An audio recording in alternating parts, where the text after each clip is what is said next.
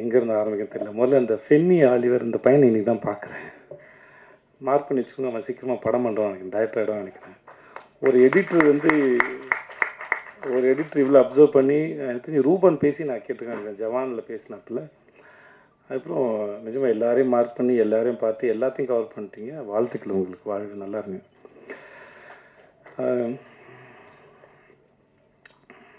நான் எல்லாரும் பேசும்போதும் அடுத்து என்ன பேசுன்னு யோசிச்சுட்டு இருந்தேன், அதனால் பிளாங்க் ஆகிட்டேன். நான் இங்கே தான் ஆரம்பிக்குது, ஆறுமுகத்துலேருந்தே ஆரம்பிக்கிறேன். ஒரு நல்ல நாள் பார்த்து சொல்கிறப்போ நான் சொல்லியிருப்பேன்னு நினைக்கிறேன், தெரியல. முதல்ல ஒரு படத்துக்கு வாய்ப்பு தேடி போகும்போது, வர்ணம்னு ஒரு படத்துக்கு வாய்ப்பு தேடி போகும்போது, அப்போது அவர் ராஜு சாரோட கோ டைரக்டர் பிரேம் சாருக்கு தான் ஃபஸ்ட்டு படம், கேமராமேனாக 96 பிரேமுக்கு. நுங்கம்பாக்கத்தில் தான் ஆஃபீஸ் இருந்தது, ராஜு சாரோட ஆஃபீஸ். அவர் சாஃப்ட்வேர் கம்பெனி. நான் போய் என் ஃபோட்டோ வந்து பூபதினு ஒரு மேனேஜர் இருக்கார், அவருக்கு கொடுத்துருந்தாரு. அதை பார்த்து என்னை கூப்பிட்டாங்க. போனோடனே எனக்கு வந்து சீனை சொல்கிறேன், டயலாக் எழுதிட்டு நடிங்கன்னாங்க. ஸோ முதல்ல அங்கே டயலாக் எழுதும்போது தான் தெரியும் எனக்கும் டயலாக் எழுத வரும்னு. ஸோ நானே போய் என்னோடய சீனுக்கு டயலாக் எழுதிட்டு, அதுக்கப்புறம் கீழே போய் ஜெல்லு வாங்கிட்டு வந்து தள்ளி தேய்ச்சிக்கிட்டு, அப்புறம் நானே சீன் எழுதுனதுனால எனக்கு ஃப்ளோ இருந்தது, மாடுலேஷன் இருந்தது. இப்போ வேற ஒருத்தர் எழுதின சீனை நடிக்கும்போது நமக்கு அதுக்கு அந்த என்ன நினச்சி எழுதியிருப்பாங்க, எங்கே பாஸ் கொடுக்கணும் அப்படின்னு நமக்கு அதை ரெடி ஆகிறதுக்கு ஒரு டைம் எடுக்கும். ஸோ அந்த சீன் வந்து நானே எழுதுனதுனால என்னால் அதோட ஈஸியாக பேச முடிஞ்சது, மெமரைஸ் பண்ண வேண்டிய அவசியம் இல்லை. ஸோ அப்படி வச்சு என்ன எடுத்தார். அப்புறம் வந்து வேற ஒருத்தர் செலக்ட் பண்ணியிருந்தாலும் எனக்கு அவருக்கு எந்த அறிமுகமும் இல்லாமல் இருந்தாலும் இந்த பையன் நல்லா நடிக்கிறான் அப்படின்னு சொல்லி எனக்காக ரொம்ப ஸ்ட்ராங்காக ரெக்கமெண்ட் பண்ணி எனக்கு அந்த வாய்ப்பு வாங்கி கொடுத்தது ஆறுமுகம் தான். ஸோ அதனால் காலத்துக்கும் அது, ஏன்னா ஆர்ட்டை பொறுத்த வரைக்கும் மற்ற ஏதாவது டிகிரினா வந்து வெளியே படித்து சர்டிஃபிகேட் கொடுத்துடலாம். ஆனால் ஆர்ட்டை பொறுத்த வரைக்கும் நம்ம நம்பணும், நமக்கு நாமே கொடுத்துக்கிற சர்டிஃபிகேட் நினைக்கிறேன். நம்மக்கிட்ட அது வந்திருக்கா இல்லை அப்படின்னு புரிஞ்சுக்கிறது. அதுக்கான சந்தர்ப்பத்தை யாராவது ஒருத்தர் ஏற்படுத்தி கொடுக்கும்போது தான் நமக்கு தெரியும், ஓகே நம்மளால் அதை பெர்ஃபார்ம் பண்ண முடியுதுன்னு. ஸோ அந்த மாதிரியான ஒரு சந்தர்ப்பத்தை எனக்கு ஏற்படுத்தி கொடுத்த திரு ஆறுமுகத்துக்கு எப்பயுமே நன்றி. அதுக்கப்புறம் நடுவில் கொஞ்சம் பக்கத்துக்கான படம் பண்ணும்போதும் நான் ஆப்ஷனில் இல்லை, சரி விஜய் வேணாம் அப்படின்னு தான் இருந்தாங்க. இதுவும் எனக்கு பிரேம் சார் சொல்லி தான் தெரியும். ஆறு தான் வந்து உனக்காக ரொம்ப ஸ்ட்ராங்காக ரெக்கமெண்ட் பண்ணார். விஜயை பார்த்துட்டு ஆடிஷன் பண்ணிவிட்டு ரிஜெக்ட் பண்ணுங்கள், பார்க்காம ரிஜெக்ட் பண்ணாதீங்க அப்படின்னு ரொம்ப ஸ்ட்ராங்காக சொன்னது ஆறு தான் எனக்கு பிரேம் சார் சொல்லி தான் தெரியும்.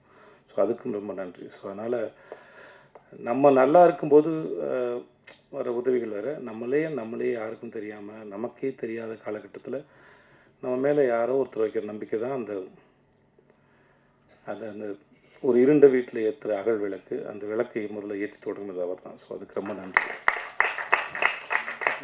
ஸோ அதனால் அவர் என்ன தான் சொன்னாலும், எவ்வளோ தான் இருந்தாலும் அது அந்த தொடக்கத்துலாம் இல்லாமல் தொடங்குது. எங்கள் அப்பாவோட கடைசி காலத்தில் வந்து தன் புள்ள வந்து உருப்பிடுமா அப்படின்னு அவர் படுக்கையில் இருக்கும்போது அவர் கேட்டபோது, வர்ணம் படத்தில் நடித்த ஃபோட்டோ காமிச்சு, கவலைப்படாத உன் புள்ள நல்லா வந்துடுவான் பாரு, எனக்கு நடிக்க வருது பாரு அப்படின்னு அந்த படத்தை ஃபோட்டோ நான் காமிச்சிருக்கேன். அதனால் வந்து ஸோ எப்படி பார்த்தாலும் சில மூமெண்ட் வந்து அதை உருவாக்குனவங்களும் அந்த சந்தர்ப்பத்தையும் வந்து காலத்துக்கும் அதுக்குள்ளே வந்துட்டு போகிறது வந்து ஒரு ஏதோ வகையில் நம்மளை வந்து உயிரோடு இருக்க வைக்கிது நான் நம்புகிறேன், ஈரத்தோடு. ஸோ அதனால் அதுக்கு எப்பயுமே நன்றி. மற்றபடி ஒரு நல்ல நாள் பார்த்து சொல்கிறேன், இல்லை இந்த படம் இல்லை லாபங்கிற படத்தை எனக்காக அவர் வந்து எக்ஸிக்யூட் பண்ணி கொடுத்தாரு. நான் ஜனாவுக்காக அந்த படம் பண்ணணும்னு விரும்பினேன். பட் ஏற்கனவே நான் ப்ரொடக்ஷன் பண்ணும்போது என்னோடய ப்ரொடக்ஷனில் சரியாக ஹேண்டில் பண்ண முடியாதனால அவருக்கு ப்ரொடக்ஷன் ரொம்ப நல்லா வரும். அதனால் அவரை கூப்பிட்டு, சார் ஜனா சாரோட படம், ஸோ இதை நீங்கள் வந்து எனக்காக பண்ணி கொடுக்கணும்னு சொல்லி எனக்காக வந்து பண்ணி கொடுத்தது அவர் தான். ஸோ அவர் எனக்கு அதுக்கும் ரொம்ப நன்றி. ஸோ அதனால் இது அந்த நான் அவருக்காக நிறையா விட்டு கொடுத்தேன் அந்த மாதிரி எதுவும் இல்லை. ஸோ அவர் பண்ணது நிறையா எனக்கு பண்ணியிருக்கார். ஸோ ரொம்ப ரொம்ப நன்றி சார். அப்புறம் இந்த இதில் முடிஞ்சிச்சு இந்த பையன் ஜஸ்டின், எனக்கு இவனை ரொம்ப பிடிக்கும். ஏன்னே தெரியாது, சில பேரை இல்லை அவன் மியூசிக் டைரக்டர் நல்லா மியூசிக் பண்ணுவாங்கிறதுனால இல்லை, அது அவனுக்கு தெரியும். ஃபஸ்ட் டேலேருந்து இல்லைடா சந்தேகம் இல்லை அதில் ஏன் தெரியாது. சில பேர் எனக்கு பார்த்த உடனே பிடிக்காது, அது ஏன்னு எனக்கு தெரியாது. சில பேரை பார்த்து ரொம்ப பிடிக்கும், அவங்க நல்லவங்களா கெட்டவங்களாலாம் எனக்கு தெரியாது. ஆனால் வந்து எதனாலையும் தெரியாது, சில பேரை எனக்கு பார்த்தா பிடிக்கும். அதனால் அப்படி எனக்கு பார்த்தோன்னே ரொம்ப பிடிச்சது. நானும் அவனும் அடிக்கடி சந்திச்சுக்கிறதோ பேசிக்கிறதோ குசலம் விசாரிச்சுக்கிறதோ அப்படிலாம் எந்த பழக்கமும் கிடையாது ரெண்டு பேருக்கு நடுவில். ஆனால் எப்பவுமே அவனை உரிமையாக வந்து என் சகோதரனை போல் நடத்துறதும் ரொம்ப முக்கியமான ஒரு ஆளாக இருக்கிறதும். ஆனால் 2 பேரும் ஒன்றும் எப்பயாவது தோணுச்சுன்னா ஃபோன் பண்ணி பேசுவேன். மற்றபடி பெரிய பரிமாற்றமோ அப்படிலாம் எதுவுமே இல்லை. ஆனாலுமே அவனை ரொம்ப பிடிக்கும். ஸோ ஜஸ்டின் இந்த படத்தில் ரொம்ப அற்புதமாக வேலை பார்த்துருக்கேன். அது நான் சொல்ல தேவையில்லை. ஒரு முறை கீரவாணி அவனை பற்றி பேசினதை வச்சுருந்தேன். எனக்கு ரொம்ப பெருமையாக இருந்தது. அவன் கூட பிறந்திருந்த இல்லை அவங்க வீட்டு ஆளுங்க எவ்வளோ சந்தோஷப்படுவாங்களோ எனக்கு அவ்வளோ சந்தோஷமாக இருந்தது. நம்ம வீட்டு பிள்ளையை பற்றி இன்னொருத்தர் பேசுகிறது, ஒரு மிகப்பெரிய ஆள் பேசுகிறதுங்கிறது எவ்வளோ சந்தோஷமோ எனக்கு அவ்வளோ சந்தோஷமாக இருந்தது. ஜஸ்டினோட ஒர்க் வந்து இந்த படத்தில் மிக பிரமாதம். ரொம்ப அழகாக பண்ணி கொடுத்துருக்கான். ரொம்ப நன்றி ஜஸ்டின். அப்புறம் அவினாஷ் சார் பார்க்குறது தான் கரடு முண்டா இருப்பாப்புல. நம்ம குழந்தைங்களுக்கு வாங்கி கொடுத்த கரடி பொம்மை மாதிரி இருந்தாலும் ரொம்ப சாஃப்ட்டு. எப்படி இந்த குழந்தை இத்தனை வருஷமாக இந்த உலகத்தில் கரெக்டாகவும் வளர்ந்துச்சுன்னு எனக்கே தெரியல. But really is very cute. அந்த எப்படி சொல்கிறேன்னு தெரியல. வயசில் பெரியவர்னால மரியாதை பேச வேண்டியதாக இருக்குது. இல்லாட்டி தம்பி என்னப்பா சாப்பிட்டியா அப்படின்னு தான் கேட்கணும். Is such a cute. எப்படி சொல்கிறேன்னு தெரியல. அவர் பேசும்போது கவனிச்சிருப்பீங்க, ஒரு மாதிரி ரொம்ப எக்ஸைட்டடாக அப்படியே ஒரு மாதிரி இருந்துருப்பாப்புல.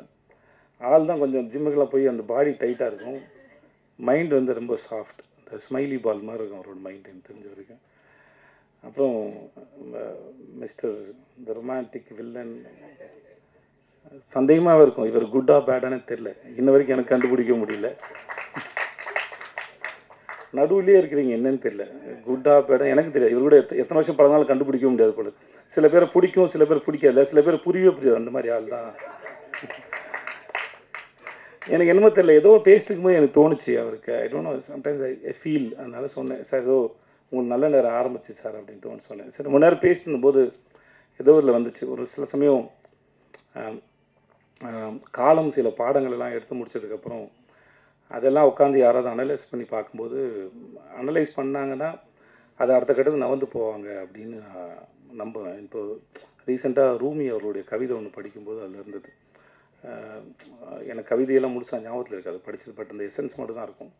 எசன்ஸாக வந்து ஒவ்வொரு நாளும் நம்ம எந்திக்கும் போது சில சமயம் வந்து ஒரு ஒரு அற்பத்தனம், ஒரு சந்தோஷம், ஒரு சின்ன அவேர்னஸ்ஸு, இந்த மாதிரி சில விஷயங்கள் வந்துட்டு போகும். அதோடு சேர்த்து வஞ்சனையும் வரும், துரோகம் வரும், அவமானம் வரும். இதெல்லாம் ரொம்ப தூரத்துலேருந்து வருது.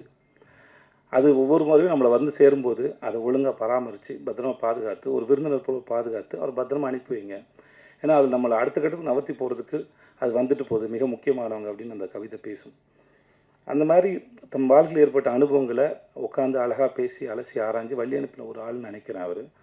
அதனால் அவருக்கு நல்ல நேரம் இருக்குன்னு நான் நம்பினேன். அதை வச்சு நான் சொல்லியிருப்பேன்னு நினைக்கிறேன். ஸோ அதனால் இட்ஸ் மனசில் வந்து சார் சொன்னேன் சார். உட்காருங்க சார்.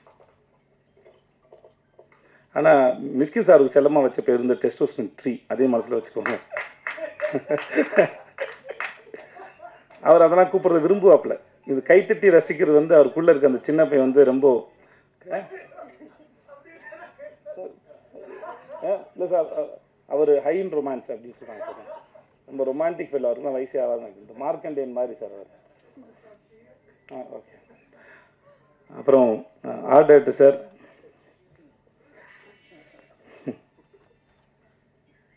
உங்களை பார்க்கும் உங்கள் ஸ்கூல் டேஸில் நான் போய் உங்களோட ஃப்ரெண்டாகவும் ஆசையாக இருக்குது சார் எனக்கு. இந்த மாதிரி பையன் ஃப்ரெண்டாக இருந்தானா ரொம்ப சந்தோஷப்படுவேன். ஏன்னா அவனை நம்பி நான் என்ன வேணால் பண்ணுவேன், எங்கே வேணால் போவேன். ஏன்னா அந்த பையன் எங்கேயும் போக மாட்டான். எனக்கு அவருக்கும் பெரிய பழக்கம் இல்லை, நிஜமாக இல்லை சார். 2 பேரும் அவ்வளோ பேசிக்கவே இல்லை. நீங்கள் பேசும்போது ரொம்ப ரொம்ப சமத்து பையனாக ரொம்ப க்யூட்டாக இருந்தது சார். இந்த நோட் புக்கில் லேபிள்லாம் கரெக்டாக ஒட்டி பேர்லாம் தப்பு இல்லாமல் எழுதி ப்ரெசன்ட் பண்ணுவாங்கள்ல, அந்த மாதிரி ரொம்ப ஸ்வீட்டாக இருந்தது சார் பேசும்போது. பாருங்கள்,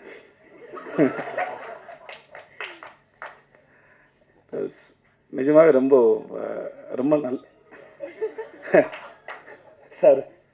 நான் சொல்லி முடிச்சப்போ உங்கள் மூஞ்சை பார்த்து யோசிச்சிருக்கிறாங்க சார். தெரிஞ்ச பையனா சார்? தெரியாது. ஸோ ரொம்ப நன்றி சார் உங்களோட ஒர்க்கு. சப்னா வந்து இதுக்கு முன்னாடி வந்து சப்னா ரைட் ஓகே என் கூட மாஸ்டர் ஷெஃப் ஒர்க் பண்ணாங்க. ரொம்ப அற்புதமான டிசைனர். இந்த படத்துக்கு ரொம்ப பிரமாதமாக பண்ணி கொடுத்துருக்காங்க. சில ட்ரெஸ் போடும்போது நானே வந்து சப்னா திட்டிருக்கேன். இதெல்லாம் என்னோட இதுவே கிடையாது சப்னா, என்னை ஏன் டார்ச்சர் பண்ணுறலாம் கேட்டிருக்கேன் நான். ஸோ இன்றைக்கி ஸ்க்ரீனில் பார்க்கும்போது நல்லா இருக்குது. ரொம்ப thanks Sapna, thanks so much. அப்புறம் எங்கள் கேமராமேன் ருக்மிணி, ஐயோ சாரி மறந்துட்டு போகிறேன். ருக்மிணி வந்து வெள்ளை பேப்பரா இல்லை புரியாத புக்கானே தெரியாது, எதுவுமே கண்டுபிடிக்க முடியாது ருக்மிணியோட எக்ஸ்பிரஷன்லேருந்து. But such a sensible artist.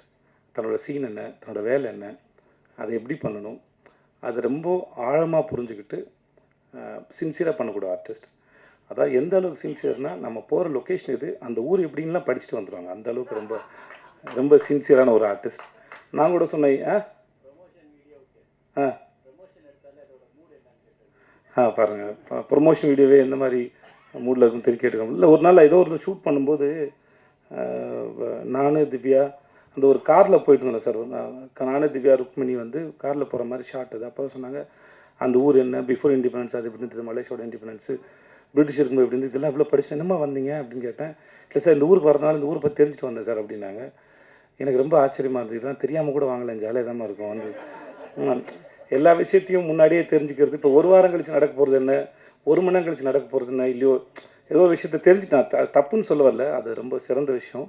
But அது சில சமயம் தெரியாமல் கூட வாங்கலாம், ஏன்னா எனக்கு வராதனால அது வரானான் அப்படின்னு சொன்னேன் வெளியே. மற்றபடி அவங்க பண்ண தப்புன்னு சொல்ல வரல. பட் ஆனால் இந்த மாதிரி ஒரு ஊருக்கு வரதே ப்ரிப்பேர் ஆகிட்டு வரவங்க தன்னோட வேலைக்கும் பண்ண போகிற காட்சிக்கும் எல்லாம் வந்து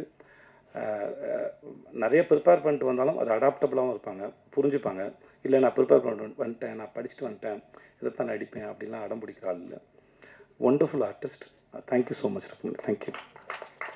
ஐ திங்க் எல்லாரையும் சொல்லிட்டேன்னு நினைக்கிறேன் இல்லையா? திவ்யா ஒரு ஆக்டர், திவ்யான்னு ஒரு ஆக்டர் நடிச்சிருக்காங்க. அவங்க ஏற்கனவே வந்து காத்தோல் 2 கால் நடிச்சிருக்காங்க. யோகி பாபு, ஆக்சுவலாக சொல்லப்போனால் இந்த படத்தில் இன்னொரு ஹீரோ வந்து அந்த ஆள் தான். யோகி பாபு தான் இந்த படத்தோட இன்னொரு ஹீரோன்னு சொல்லலாம். நான் எனக்கு யோகி பாபு எப்பயுமே ரொம்ப ஆச்சரியப்படுது. யோகி பாபு ரொம்ப ஆச்சரியப்படுத்துறது, ஏன்னா இவ்வளோ படங்கள் நடிக்கிறாங்க, இவ்வளோ சீன்ஸ் வருது. இப்போ நான் அவர் பாண்டியராஜ் சார் கூட தலைவன் நடிச்சிருக்கேன், அவர் கூட ஜுங்கால் நடிச்சிருக்கேன். பட் ஆனால் ஒவ்வொரு முறையும் எப்படி அந்த மூளை இவ்வளோ யோசிக்குது, இவ்வளோ கவுண்டர்ஸ் போடுது, அது ரொம்ப ஆச்சரியப்படுத்துது என்னை வந்து. நான் ரொம்ப ஆச்சரியப்படுறேன் அவரோட சிந்தனையும் சரி, அதை என்டர்டெயின் பண்ணுறதாக இருக்கட்டும் சரி. அங்கே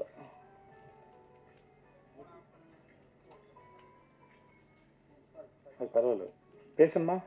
ஓகே ஓகே.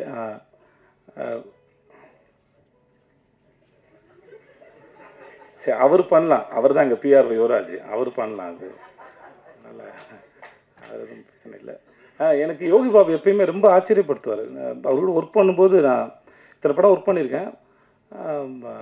அவரோட டைமிங்கு சில சமயம் வந்து அங்கே இருக்கட்டும், டப்பிங்கில் ஒன்று போடுவார்.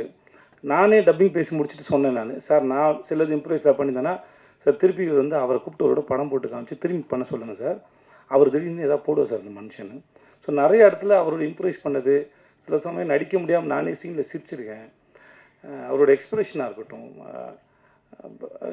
ஹீ இஸ் ரியலி ரொம்ப டேலண்டடான ஒரு மனுஷன். அப்புறம் நடுநடுவில் வந்து படம் டைரக்ட் பண்ணுறது கதையெல்லாம் சொல்லுவார், ரொம்ப நல்லாயிருக்கும். நான் ஒரு முறையும் பேசும்போது தலைவா டைரக்ட் பண்ணிடுங்க தலைவா, ரொம்ப யோசிக்காதீங்க, ஏன்னா அவர் ரொம்ப நல்லா யோசிக்கிறார். சும்மா உட்காந்து டைம் பாஸ் பண்ணி நான் பார்த்தே இல்லை யோகி பாபு. யோகி பாபு யாரோ ஒருத்தராவது இன்ட்ராக்ட் பண்ணுறாரு, ஏதாவது பேசுகிறாருன்னா இல்லை ஏதாவது ஃபன் இருக்கும். எனக்கு ஒரு முறையும் ஆச்சரியமாக இருக்குது. எனக்கு வந்து எனக்கு எப்பயுமே என் கூட நடிக்கிற நடிகர்களோ இயக்குநர்களோ இல்லை யாரோ ஒருத்தர் சந்திக்கிற நபரோ அந்த மூளை எப்படி ஃபங்க்ஷன் ஆகுது, அது எப்படி சிந்திக்குதுங்கிற ஆச்சரியம் வந்து எனக்கு எப்பவுமே இருந்துகிட்டே இருக்கும். அது எனக்கு பல முறை என்னை ஆச்சரியப்படுத்துகிறார் Yogi Babu. One of the very sensible actor, very good actor. அந்த மூஞ்சில் என்ன பண்ணாலும் உட்காருது, என்ன பண்ணாலும் அதை கேரி பண்ண முடியுது, அவ்வளோ கான்ஃபிடண்டான ஒரு ஆள். நான் ரீசெண்டாக அவரை பற்றி நிறைய நெகட்டிவ்ஸும் பார்க்குறேன். ஆனால் நான் ஒர்க் பண்ண அனுபவத்துன்னு சொல்கிறேன், அந்த ஆள் வந்து ரொம்ப தங்கமான மனுஷன், ரொம்ப சிந்திக்கக்கூடிய ஒரு மனுஷன், அற்புதமான ஒரு வேலைக்காரர். அவர் கூட வேலை பார்த்த இந்த அனுபவம் வந்து மிக சிறந்தது. இந்த படத்தோட இன்னொரு முக்கியமான தூண்னு சொன்னால் அது யோகி பாபு நான் சொல்லுவேன். அவ்வளோ பிரமாதம் பண்ணியிருக்காரு. இந்த படத்தை நிறைய இடத்துல வந்து அருண் தூக்கி பாட்டுருக்கப்ப thanks to Yogi Babu and Divya வந்து ரொம்ப திவ்யா என்ன ஒரு சப்போர்ட்டிங் ரோல் பண்ணியிருக்காங்க. அதை நீங்கள் ட்ரெயிலரில் பார்த்துருப்பீங்க. அவங்களும் ரொம்ப அற்புதமான ஆக்டர். திவ்யாவுக்கு ரொம்ப நன்றி, thank you so much. I think நான் யாரையும் விடல நினைக்கிறேன். And thanks to N DOP sir. நான் காந்தி டாக்ஸ்னு ஒரு சைலண்ட் ஃபிலிம் பண்ணேன், மராட்டி டைரக்டர் கிஷோர் பலேக்கர்னு சொல்லிட்டு. எனக்கு அதில் தான் வந்து கரண் சார் வந்து அறிமுகம். அவர் சல்மான் சார் ஃபிலிம்லாம் பண்ணியிருக்காப்புல. இந்த படத்துக்கு கேமராமேன் பார்த்துட்டு இருக்கும்போது நான் தான் சொன்னேன், சார் எனக்கு அவரோட ஒர்க் ரொம்ப பிடிச்சிருந்தது, ரொம்ப ஃபாஸ்ட்டாக வந்தது. இன்னைக்கு வர வேண்டியது அவர் வந்து போஸ்ட் ப்ரொடக்ஷன் இருக்கனால வர முடியல. ரொம்ப பிடிச்சிருந்தது சார், நம்ம அவரை கன்சிடர் பண்ணாமல் யோசிச்சு பாருங்க. அப்போ 2 பேரும் மீட் பண்ணாங்க. இந்த படத்துக்கு அவருடைய ஒர்க் வந்து ரொம்ப பெருசு. Thanks to Karan sir and Sam cheers and everybody. யாராவது விட்டுருந்தேன்னா அசிஸ்டன்ட் டைரக்டர்ஸ் டீம், அப்புறம் என்னோட பசங்க எல்லாருக்கும் ரொம்ப நன்றி. வந்திருந்தவங்க எல்லாருக்கும் ரொம்ப ரொம்ப நன்றி. தேங்க்யூ. தேங்க்ஸ்.